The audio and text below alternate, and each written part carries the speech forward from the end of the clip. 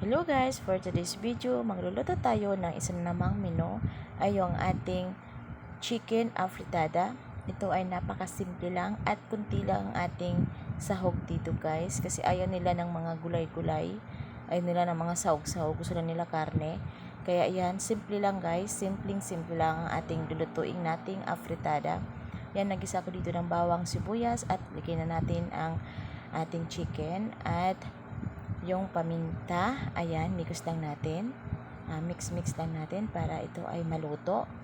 Ang kagandahan dyan guys ay kailangan natin pa mantikain muna natin yung ating manok. Ayan, so kundi lang ang nilagay ko dyan na mantika. So kusa siya ng mantika kasi yung balat niyan, di ba? Di ba? Meron siyang balat ang manok. So yan ang nagmamantika. At lagyan ko ito ng konting toyo para yung kanyang kulay ay ganyan at medyo malalasahan mo yung toyo, konting toyo. At ayan, meron tayo ditong tomato paste.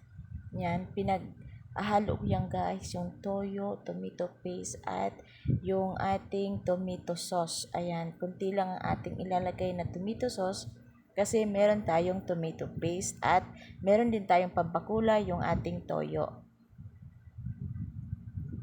Ayan guys, so mikos lang natin yan hanggang sa ito ay mag-brown ng konti para lagyan natin ito ng sabaw para maluto.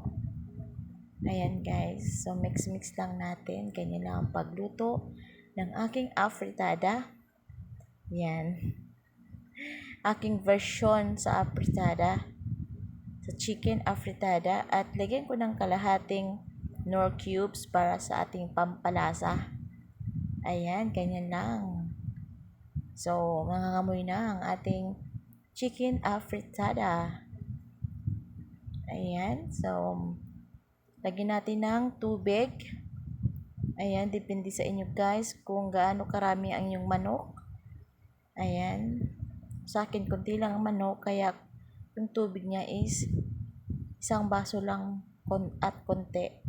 At pagkatapos yan guys, kukulo na yan siya. Lagyan natin ng konting sugar para medyo may tamis. Ayan. At ilagay na rin natin ang ating patatas, carrots. Ayan guys, so nilagyan ko yan para meron naman kulay ang ating chicken afritada kahit hindi sila kumakain ng patatas at carrots.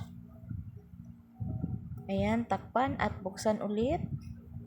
Ayan guys, kulo-kulo na ang ating chicken afritada.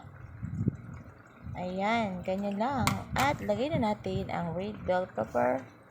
So, masarap sana pag marami. Pero ayaw nila ng red bell pepper. So, sa akin lang naman, pampabango lang sa ating niluluto. Kaya ako naglalagay ng ganyan. At ito na guys. Luto na ang ating chicken afritada. My version. Ayan.